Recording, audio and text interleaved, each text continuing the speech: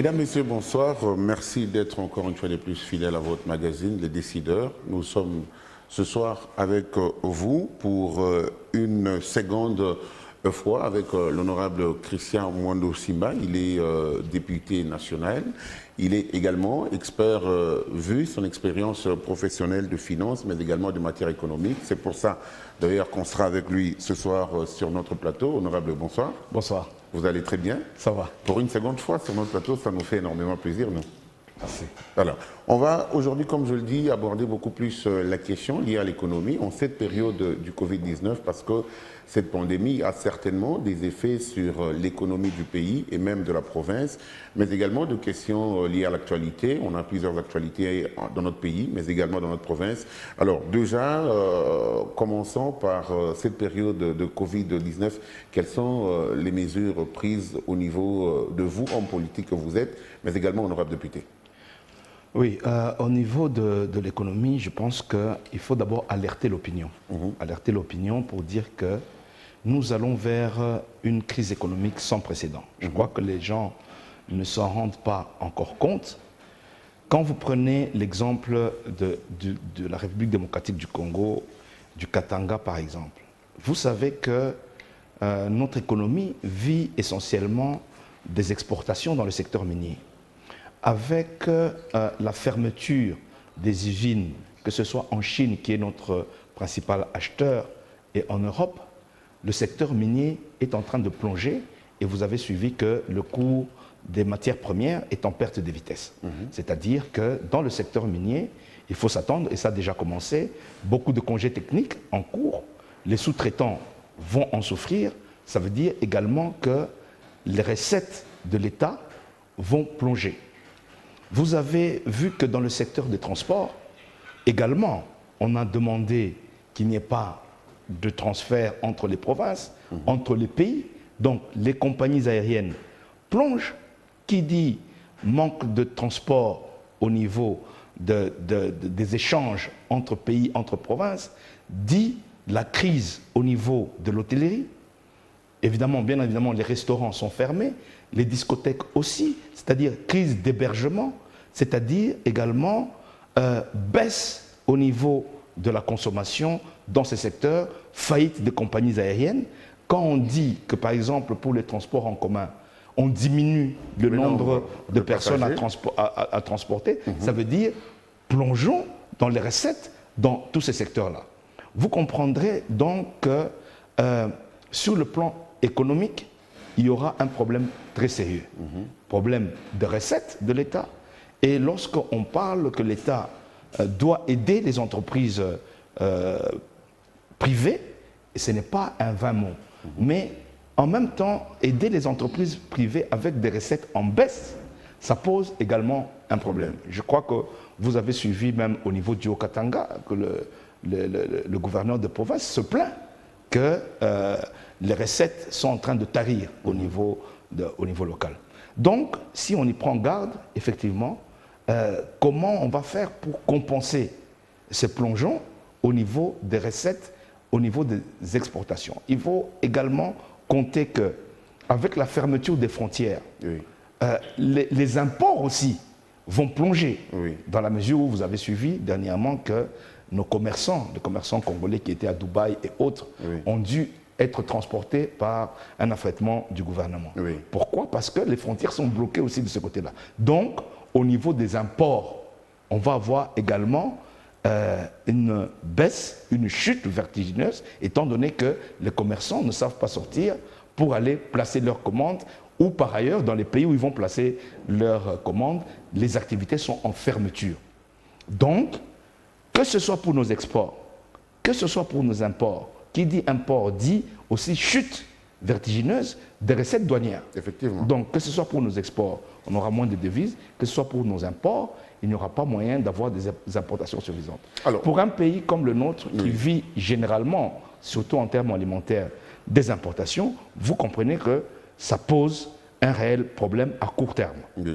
Donc, pour nous, au vu de cela, il faut d'abord une chose. La première chose, c'est que l'Assemblée nationale, je crois que ça sera fait peut-être la semaine prochaine, doit faire un collectif budgétaire, c'est-à-dire corriger le budget de l'État. Parce que vous comprenez que les priorités au niveau de l'État vont changer. Parce que les investissements à long terme, je dis aujourd'hui avec Covid-19, est-ce qu'un investissement dans Inga 3 par exemple, qui est prévu, est-ce que c'est une priorité? Je dis aujourd'hui, ce n'est plus une priorité immédiate parce que c'est un projet à long terme. Les histoires comme les ports secs et autres, qui étaient des choses importantes dans une situation normale, doivent être plus ou moins stoppées pour donner la priorité aux investissements intérieurs. Mais qu'est-ce qui doit être fait, honorable, concrètement? Parce que là, on voit que le gouvernement s'accommode pour finalement orienter le moyen pour lutter contre cette pandémie. Il y a finalement le Premier ministre qui l'a déclaré qu'il serait impossible à ce jour de réaliser les prévisions budgétaires qui a été finalement élevé à 10 milliards. Mais qu'est-ce qui doit être fait concrètement pour que finalement l'on arrive à décanter certaines situations prioritaires actuellement? Premièrement, donc, comme je vous ai dit, le collectif budgétaire doit viser plusieurs choses. Oui. La première chose, réorienter les investissements. La réorientation des investissements doit être orientée vers la production intérieure. Oui. La production intérieure que nous avons de production la plus sûre, c'est la production agricole. Donc, au niveau de la République démocratique du Congo, qu'on arrête de parler de la production agricole comme simple slogan. Aujourd'hui, ça devient une priorité, d'autant plus que je vous dis que les imports vont être bloqués. Donc, si aujourd'hui nous avons des investissements à faire, c'est des investissements à faire en matière, par exemple, de routes de desserte agricole. Investissement en matière de semences améliorées, investissement en matière d'encadrement agricole. Également, le soutien, parce que je crois que vous le savez, qu'au niveau, par exemple, de la province du Katanga, à partir du mois de juin, c'est la campagne agricole qui va commencer. Oui. Mais pour que cette campagne agricole se fasse correctement, il faut que l'État prenne la responsabilité de soutenir les commerçants qui vont entrer à l'intérieur, un, par la réparation de routes, deux, par la fourniture d'un crédit pour la campagne agricole. Et je pense qu'en ce qui concerne le Grand Katanga, par exemple, qu'est-ce qui empêcherait aujourd'hui que les 4 gouverneurs de l'ex-Katanga se mettent ensemble, fassent une conférence régionale pour voir comment s'entraider, parce que vous savez qu'il y a une complémentarité au niveau de l'ex-Grand Katanga entre les zones agricoles et les zones minières. Les zones agricoles qui n'ont pas beaucoup de recettes immédiates et les zones minières qui avaient des recettes mais qui vont être en déficit. Pourquoi ne pas faire des effets de compensation pour que les uns aident à réparer les grands axes qui permettent d'alimenter le sud qui est producteur minier? Et aujourd'hui, l'urgence s'impose parce que je crois que vous avez suivi le comité du programme alimentaire mondial, que le Congo, la RDC, est parmi les 10 pays qui vont souffrir d'une crise alimentaire sévère dans les 3-4 mois à venir. Donc, c'est tous ces éléments-là qui doivent être mis ensemble. Heureusement que dans les procédures qui ont été faites, vous avez suivi également que le FMI a accordé une aide d'urgence de 363 millions de dollars à la RDC pour lui permettre de faire face à cette crise. Ces 363 millions de dollars américains doivent être utilisés à bon escient. C'est-à-dire, premièrement, c'est vrai, soutenir les structures médicales pour préparer la prise en charge des malades et stopper la pandémie, donc faire la riposte convenablement dans des conditions appropriées, mais éviter le gaspillage, parce que c'est bien de faire la réparation des structures, mais c'est bien aussi, lorsqu'on a de l'argent comme ça, de faire les investissements productifs tels que je viens d'en parler dans le secteur, notamment le secteur agricole. Le secteur agricole qui, ça fait pratiquement 10 ans que la province, particulièrement du Katanga, souffre de cette carence à une certaine période.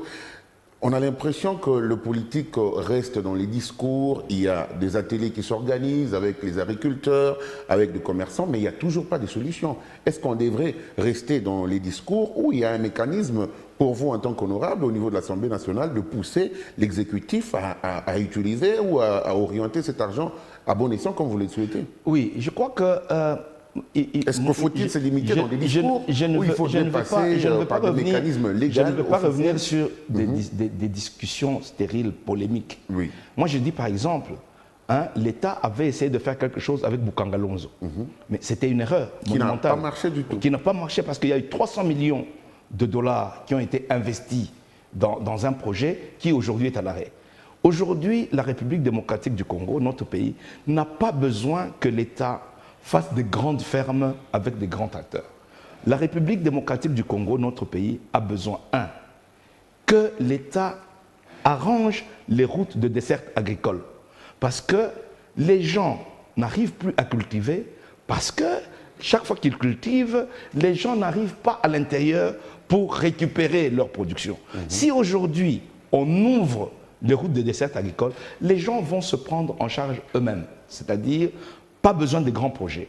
Deuxième aspect, l'État doit pouvoir soutenir l'encadrement des ce qu'on appelle les moniteurs agricoles. Les moniteurs agricoles, ce sont des gens de l'État, par exemple, qui travaillent au développement rural ou à l'agriculture, mais qui sont des personnes qui peuvent orienter les agriculteurs, faire les statistiques et qui peuvent également aider, notamment, à appuyer la recherche au niveau agricole. Parce que qu'est-ce qui se passe dans les villages? C'est aussi la dégénérescence des semences agricoles, après avoir été utilisées à plusieurs fois, ne produisent plus les quantités, n'ont plus le rendement escompté. Donc, nous avions à l'époque, par exemple, l'INERA, l'Institut national de recherche agronomique, qui est à l'arrêt, faute de volonté politique et de financement. Donc, ces instruments-là doivent être réhabilités le plus tôt possible et ça va permettre rapidement à ce que les choses... Parce que c'est une saison seulement. En une saison, on peut avoir les résultats. Le cantonnage manuel pour les routes de desserte agricole, on n'a pas besoin d'utiliser des grands tracteurs, des grands moyens. Et ça va même aider nos populations. Je crois qu'à l'époque, on l'avait fait, on a essayé de le faire. Et on arrivait à Kapanga en une journée. Le cantonnage manuel va aider, d'une part, de résorber le chômage à l'intérieur, empêcher que les gens ne deviennent des miliciens, avec l'équivalent de $50 par mois par personne. Je crois qu'on peut utiliser des centaines de milliers de gens et faire d'une pierre deux coups. Permettre l'argent de circuler à l'intérieur, permettre d'ouvrir les routes, et dernière chose, soutenir les commerçants qui vont faire cette campagne agricole. Parce que vous savez que notre pays souffre de l'absence de crédit agricole. Il n'y a pas de banque de crédit agricole qui donne un taux acceptable. Aujourd'hui, vous allez aller dans une banque, on va vous demander des centaines de milliers de choses, et puis on va vous mettre des taux de 15-20% par mois. On a reçu le directeur provincial de la Banque centrale qui a finalement abordé cette question, disant que les crédits au niveau des banques se donnent dans des très bonnes conditions et que la population n'aurait donc pas de crainte par rapport à ça. Je crois que lui-même n'a pas encore essayé de prendre un crédit, qu'il essaye à prendre un crédit dans des conditions normales. Les banques, aujourd'hui, c'est impossible de prendre un crédit.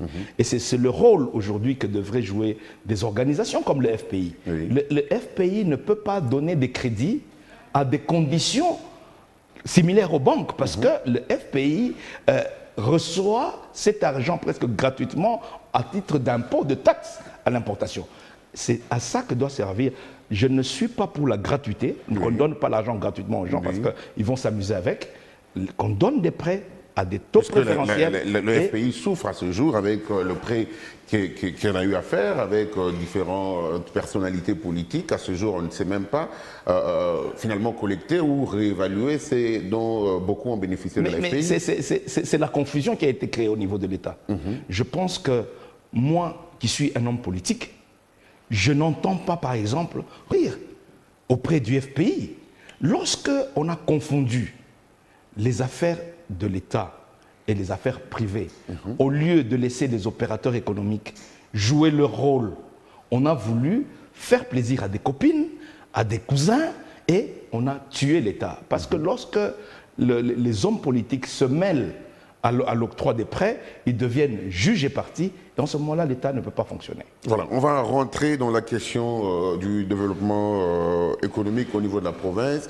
Mais comment est-ce que, même si à ce jour on a porté le soutien à ce peuple, ce petit commerce ou ces petits commerçants pour finalement essayer de développer le secteur agricole de la province, mais avec l'insécurité qu'on retrouve actuellement dans cette province où les populations sont victimes, comment cela pourrait être effectif?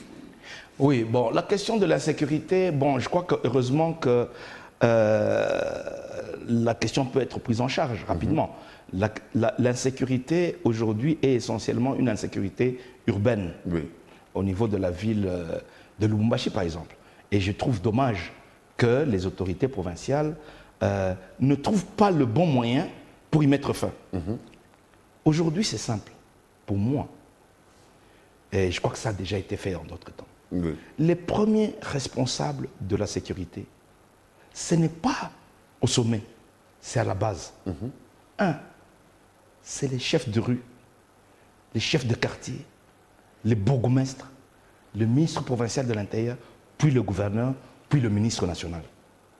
C'est dommage qu'on voit que lorsqu'il y a un peu de moyens, au niveau de la province par exemple, on a tendance rapidement à les mettre à la disposition des hauts placés, les directeurs de l'ANER, le général de la police, tout ça. Ces gens-là terminent les moyens à leur niveau et les moyens n'arrivent pas à la base. Du coup, la solution ne peut pas être trouvée.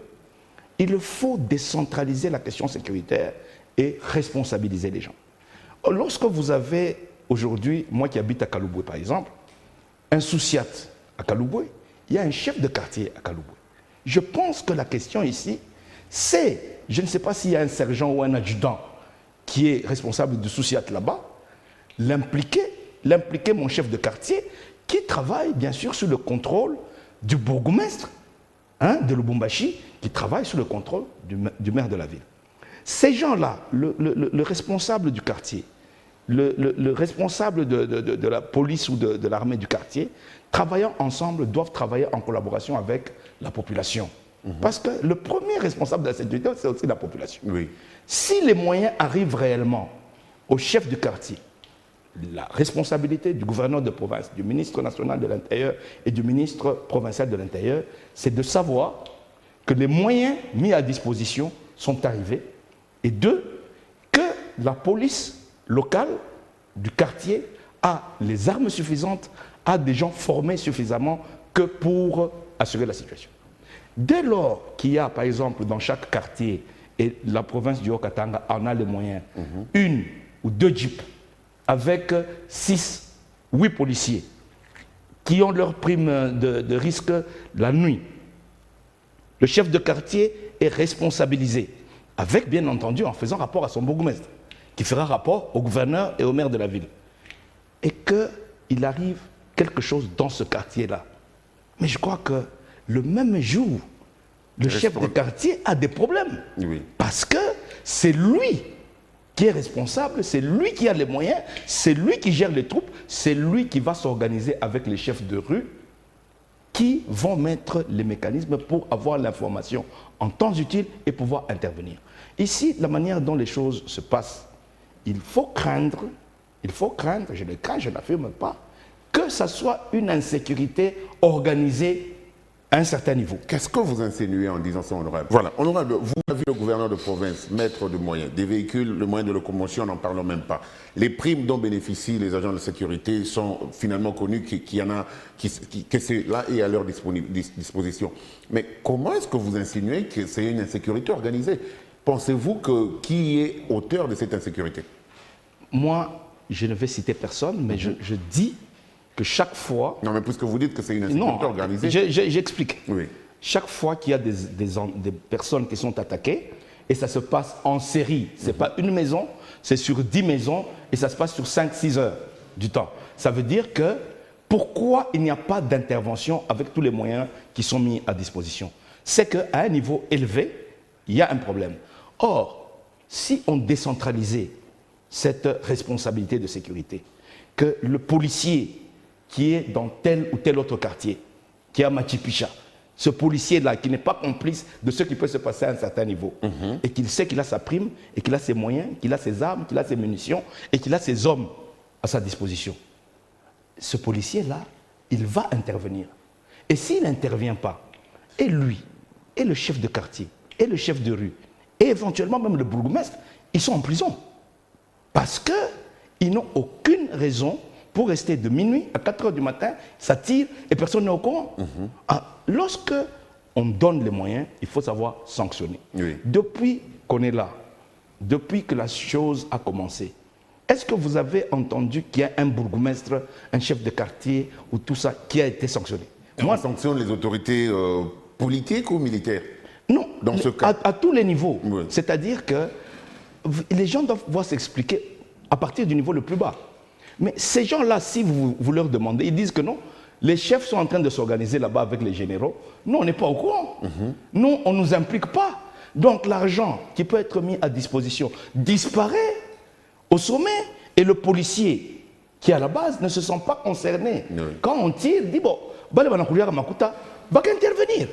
Et ce n'est pas notre problème.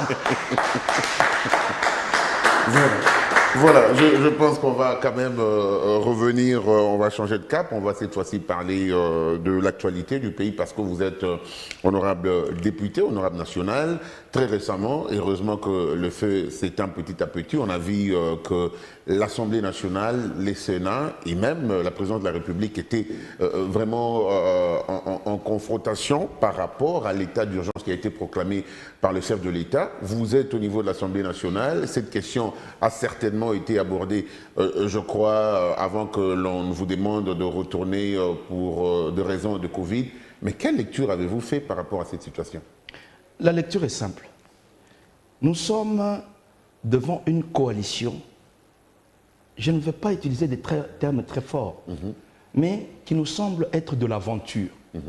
Au moment où l'État est confronté à des situations difficiles, telles que je suis en train de vous expliquer sur les perspectives économiques, la situation de la maladie, les gens sont occupés à des querelles inutiles qui ne font pas avancer les choses au niveau de la population. La population, à un certain moment donné, n'a pas besoin de ça. Et c'est dommage que ce ne soit pas avec l'opposition qui le fasse, mais que ce se fasse en interne au sein de la même majorité. Ça veut dire qu'il y a beaucoup d'inconscience, c'est le pouvoir pour le pouvoir. La réalité, c'est laquelle? La réalité, c'est que, effectivement, le chef de l'État a le droit, lorsqu'il y a une situation d'urgence qui empêche le bon fonctionnement des institutions, il se concerte avec le Premier ministre, le président de l'Assemblée nationale, la présidente en l'occurrence, et le président du Sénat, et il proclame l'état d'urgence. Cet état d'urgence qu'il peut proclamer après cette consultation. La consultation ne veut pas dire approbation, c'est-à-dire il les tient informés. Oui. Et après avoir proclamé ça, normalement cet état d'urgence ne peut pas dépasser 30 jours. Le maximum c'est 30 jours. Et après cela, la prolongation de cet état d'urgence se fait par la loi pour tous les 15 jours. Je crois que Félix Tshisekedi s'était concerté avec les autres, mais on n'a pas compris pourquoi le président du Sénat est sorti pour dire que non, il avait commis une erreur, il fallait corriger. Heureusement que la Cour constitutionnelle a mis fin à ce débat. Oui. Mais ce qu'il faut déplorer aussi Oui. du côté de l'UDPS, mais comment un homme d'État comme le premier vice-président de l'Assemblée nationale Oui. peut passer sur les médias pour s'en prendre au président du Sénat, qui lui-même passe sur les médias pour s'en prendre au président de la République. Mais c'est en réponse. Vous aviez tout à l'heure fustigé le fait que le président du Sénat a finalement rappelé le chef de l'État à l'ordre, alors qu'il était dans ses prérogatives constitutionnelles. Lorsqu'on est une majorité responsable, Oui. on est censé se concerter. Il y a des problèmes qui se règlent en interne, pas sur les médias, parce que cela distrait la population. Est-ce que Jean-Marc Kabound a divulgué des secrets qui met des députés ou des hommes d'État à ciel ouvert, qui ont finalement, pendant très longtemps, trahi cette République? 7 millions de dollars pour un congrès, c'est pas quand même peu. Et c'est ça qui, finalement, attire beaucoup de problèmes à Jean-Marc Kabound pour avoir dénoncé qu'il faudrait 7 millions de dollars pour organiser un congrès. Non, attention. Jean-Marc Kabound, il a des responsabilités à lui. Oui. La responsabilité, lorsqu'on est premier vice-président d'un bureau, c'est qu'on a d'abord le devoir de réserve. On a un président auquel on se réfère et on discute au sein de sa propre majorité. C'est ça la responsabilité. Deuxièmement, je crois, vous avez suivi mon intervention personnelle, vous avez suivi les lettres que les collègues lui ont écrites. Nous attendons maintenant de Jean-Marc Kabound de nous dire, puisque nous avons eu déjà un congrès passé, de nous dire combien d'argent est sorti pour ce congrès-là et où est parti cet argent. Parce que nous, quand nous faisons les calculs, nous n'arrivons pas à 700 000 dollars pour un congrès. Donc, 7 millions. 700 000, moi je n'arrive pas à 700 000. Vous n'arrivez pas à 700 000. Lui, il arrive à 7 millions, 10 fois plus. Donc, au niveau du bureau, ils doivent se concerter parce que quand nous allons rentrer à Kinshasa, ils devront nous expliquer qu'est-ce qu'ils font de cet argent. Parce que lorsqu'il y a un congrès, qu'est-ce qu'il y a comme frais? Surtout lorsque c'est une session ordinaire. Ça se passe en session ordinaire, ça veut dire qu'il n'y a même pas de frais pour faire voyager les députés ou pour les loger parce qu'ils sont censés être en session ordinaire. Donc, Jean-Marc Kabound nous a donné un chiffre. Je lui dis merci pour ça. Maintenant, il devra clarifier au niveau de l'Assemblée nationale. Donc vous êtes derrière la démarche de l'honorable Jacques Mamba du oui, MLC, exactement. demandant à Jean-Marc Kabound de démissionner, soit d'apporter des explications par rapport à cette question. Je suis absolument d'accord. Et que le devoir de redevabilité, ces chiffres doivent être rendus publics pour qu'on sache qui fait quoi et qui a fait quoi pendant les congrès passés et pourquoi Jean-Marc Kabound a donné ces chiffres-là, qui pourraient être vrais. Mais les députés et les sénateurs ont droit de savoir qu'est-ce qui avait été fait avec cet argent. Voilà, merci honorable. On va encore une fois de plus poursuivre ce magazine, parlant toujours de l'actualité. On a vu le tribunal, le parquet de Kinshasa-Matete s'illustrer depuis un temps dans de réquisitions, convocations, auditions, et cela a fait à ce que le directeur du cabinet du chef de l'État jusqu'à ce jour est en détention à Makala. D'ailleurs, on a annoncé la date de son procès. Pensez-vous que la justice de notre pays commence à se relever avec Félix Tshisekedi, qui vous a mis en doute lors de notre dernière émission? Se relever, je dirais oui et non. Expliquez-vous. Je m'explique. Je commence d'abord par l'affaire de son directeur de cabinet, le directeur de cabinet du chef de l'État. Pouvez-vous comprendre, vous, qu'un directeur de cabinet du chef de l'État, ayant fait les pratiques qui sont dénoncées aujourd'hui pendant une année et que le chef de l'État n'est pas au courant, ça pose un problème sur le suivi des activités de l'État et le contrôle. Peut-être vous me direz, le chef de l'État était souvent en voyage. Je vous le concède. Mais autre chose que vous devez savoir, quand votre directeur de cabinet est inculpé, il est mis en prison, jeté à Makala depuis bientôt 3 semaines, et que vous, son patron, vous ne lui demandez ni de démissionner, ni vous ne le démettez. C'est que vous en savez quelque chose alors. Non, mais il ne faudrait pas anticiper les choses, il ne faudrait pas brûler les étapes. Excusez-moi, la justice devra se prononcer. L'indépendance de la justice veut dire quoi? Ça veut dire que moi, je suis directeur de cabinet du chef de l'État, censé être complice avec vous, je suis en prison, et vous savez qu'on va vous interpeller pour venir vous confronter à moi. Mais si on me confronte à vous en tant que Christian Mwando, c'est différent que si on me confronte à vous, moi en tant que directeur de cabinet. Parce que ça porte sur vous une forme d'intimidation. Parce que même le procès qui va avoir lieu, est-ce que le directeur de cabinet va être jugé comme directeur de cabinet ou comme Vital Kamerhe ayant assumé des fonctions publiques? Parce que s'il n'est pas de mine, c'est-à-dire les juges seront confrontés On réserve au directeur de cabinet du chef de l'État, qui pourrait à tout moment reprendre ses fonctions. Donc, par rapport à l'influence, je crois que ça fait poser une hypothèque. Qu'est-ce qui devait être fait, honorable? Normalement, le directeur de cabinet, en homme d'État, aurait dû se démettre. Oui. Dire que pour me permettre de libérer la justice et de libérer ma propre parole, je démissionne. Quitte au chef de l'État, si jamais il était acquitté, de le rétablir dans ses fonctions. Mais le laisser en fonction, c'est une faute. Donc, il y a d'abord les deux aspects que je vous ai dit. Oui. La lenteur dans la manière dont les choses ont été faites, comment le chef de l'État n'a pas remarqué ça à temps, et de deux, comment le chef de l'État continue à soutenir son directeur de cabinet en le maintenant en fonction, alors que, selon la loi, il aurait dû lui demander de démissionner, quitte à le réhabiliter, s'il est innocenté. Deuxième chose, je crois que vous avez suivi dans la manière dont les choses se passent. Moi, je félicite certains magistrats là-dedans qui ont pu aller jusqu'au bout, mais vous avez senti à un certain moment une politique de 2 poids et 2 mesures. Effectivement. Pour certains, le ministre de la Justice a dû même prendre sa plume pour écrire aux magistrats et Mais rappelé par le président de la Cour constitutionnelle, à l'ordre. Et presque s'immiscer, commencer à faire des inspections et tout ça, mais il a été rappelé à l'ordre. C'est tout à l'honneur du premier président de la Cour constitutionnelle. Nous espérons que les choses vont aller comme ça jusqu'au bout et que tout le monde sera égal devant la loi et qu'il n'y aura pas des privilégiés et des non-privilégiés.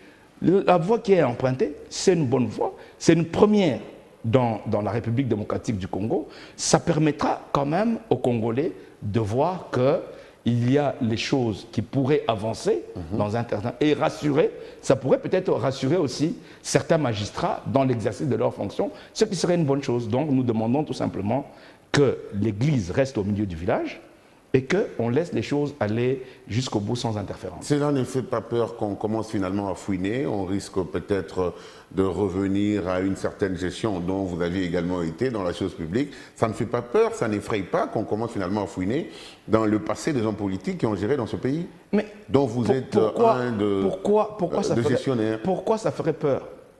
Pourquoi ça ferait peur? Celui qui sait, ça ne peut faire peur qu'à celui qui a des casseroles, qui a des choses à cacher. Mais si vous avez géré de manière orthodoxe, vous aurez peur de quoi? Il n'y a pas à avoir peur. Je pense que si quelqu'un a été normal dans sa gestion, il doit... Parce que, vous savez, en politique, la redevabilité est une chose importante. Je crois qu'il n'y a que le président Félix Tshisekedi qui a dit lui-même que lui ne va pas aller fouiner dans le passé. Les raisons pour lesquelles il a dit ça, lui-même les connaît. Mais nous, on dit que en tout temps, les hommes d'État doivent être redevables, doivent être responsables des actes qu'ils posent. Donc, le passé peut toujours retomber sur la figure d'un homme politique et c'est tout à fait normal qu'il réponde de ses actes. Merci, honorable, pour ce détail. On va finalement chuter petit à petit avec ce magazine. Nous allons cette fois-ci parler de la polémique actuellement au Katanga. On retrouve certaines qui pensent qu'il y a de vrais Katangais, il y en a qui ne le sont pas. La GECAMIN au centre d'une polémique criante entre certains de vos partenaires politiques, à l'occurrence le bâtonnier Jean-Claude Muyambo, qui finalement a été la cible de plusieurs autres Katangais qui pensent qu'à ce jour, il n'y a plus Katangais et certains autres qui ne le sont pas. Mais je crois que la tribalisation des affaires d'État est très dangereuse. À partir de quand, parce que je suis Katangais, on ne peut pas poser des questions sur ma gestion?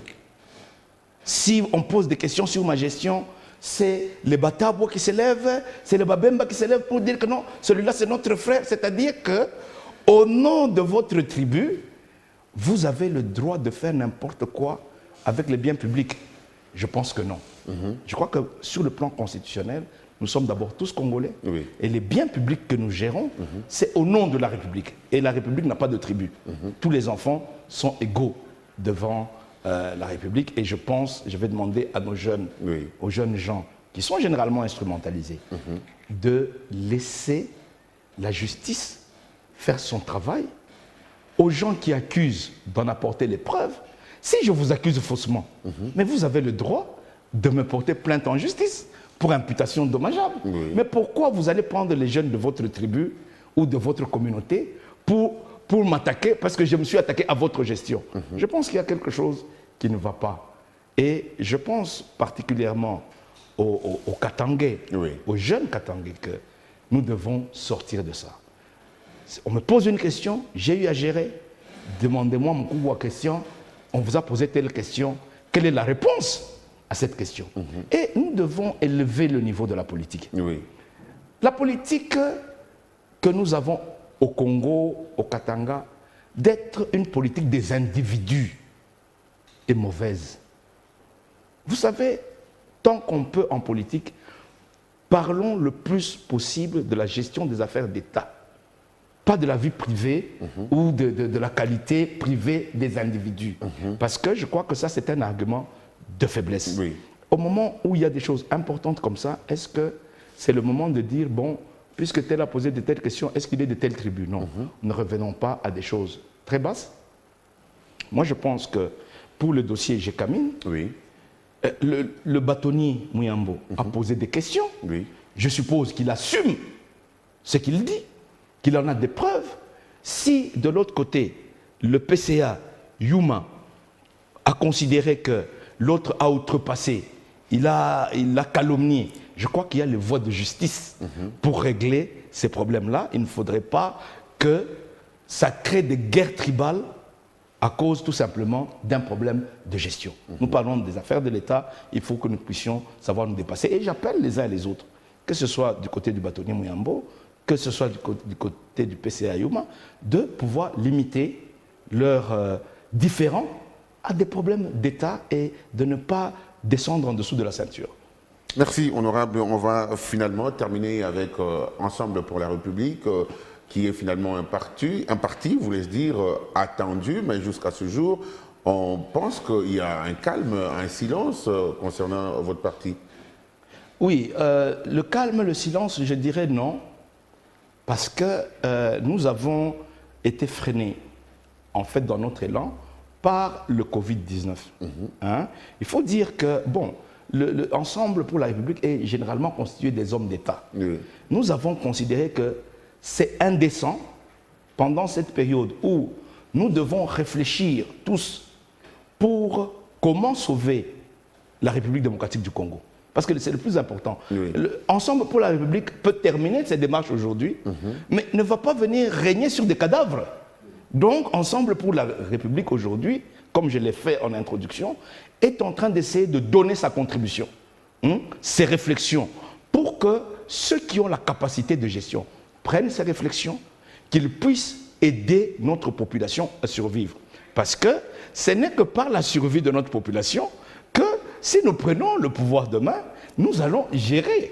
Parce que s'il n'y a plus de population à gérer, Ensemble pour la République n'aura plus de raison d'être. Aujourd'hui, bien entendu, nous poursuivons les démarches. Vous savez, par exemple, pour constituer un parti politique, il y a toute une série de documents que les fondateurs doivent rassembler. Vous savez qu'il y a le confinement de la Gombe, la mise en quarantaine de la Gombe, où il y a beaucoup de documents. Entre-temps, on entend ça et là que le régime en place bloque le fait de légaliser votre parti. Est-ce que non, cela est vrai? on n'est pas encore. Est-ce que Félix Tshisekedi serait mal à l'aise de voir naître un parti de Moïse Katumbi? En tout cas, jusque-là, je ne vais pas dire des choses qui ne sont pas vraies.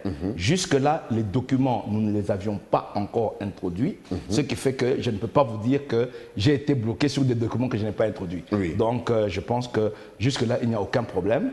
Nous sommes en train de suivre les choses normalement. Nous sommes constitués, nous parlons d'Ensemble pour la République, mais nous sommes en train de finaliser. N'eût été le Covid-19, je crois qu'on aurait déjà fini, parce que pour nous, aujourd'hui, le Covid-19, c'est une priorité, parce que ça risque de porter atteinte à la vie de nos concitoyens et à l'économie de notre pays. Voilà, vous avez le rôle également de sensibiliser la population, puisque nous sommes déjà à la fin de l'émission. On vous laisse le temps d'échanger avec votre population pour essayer de sensibiliser par rapport à cette maladie, le Covid-19. Oui, je crois que tout a déjà été un peu dit. Le président de la République, Félix Tshisekedi, avait pris les mesures d'urgence. Et je crois que tout le monde a suivi ces mesures. Parfois, je suis un peu surpris de voir qu'au niveau de la ville de Lubumbashi particulièrement, par exemple, le respect des distances. Heureusement que dans votre studio, oui, on a quand même respecté le respect des distances, oui. les mesures de précaution. Lorsque les gens le peuvent, qu'ils portent les masques, qu'ils respectent les distances, qu'on ne fasse pas des attroupements de plus de 20 personnes, parce que on favorise la contamination et qu'on puisse se laver les mains tout le temps quand on peut, ne pas se serrer, se dire bonjour, on se serra la main. Voilà les mesures minimales. Les gens doivent comprendre aujourd'hui que le monde a déjà enregistré plus de 3 millions de contaminés. Et avec nos structures médicales qui sont très faibles au niveau de la RDC, si cette maladie prend de l'ampleur, si nous ne prenons pas les mesures préventives, je crois qu'on risque de commencer à marcher sur les cadavres. À chacun d'entre nous, aux gens que nous aimons, à nos proches, nous devons leur dire aujourd'hui que chacun doit se garder parce que c'est une maladie pour laquelle on n'a pas encore trouvé ni de vaccin ni de médicaments. C'est-à-dire que tout ce qu'on est en train d'essayer sont des choses qui soulagent la maladie. Les meilleures mesures, c'est les mesures de prévention pour éviter d'attraper la maladie. Et je demande à tout le monde de suivre les mesures qui sont préconisées par les autorités. Honorable Christian, merci de répondre à notre invitation. Merci à vous. Merci également à vous, très chers téléspectateurs. C'était encore une fois de plus votre magazine Le Décideur. On va se retrouver la semaine prochaine pour un autre numéro avec un autre invité. Ciao, ciao, à la prochaine.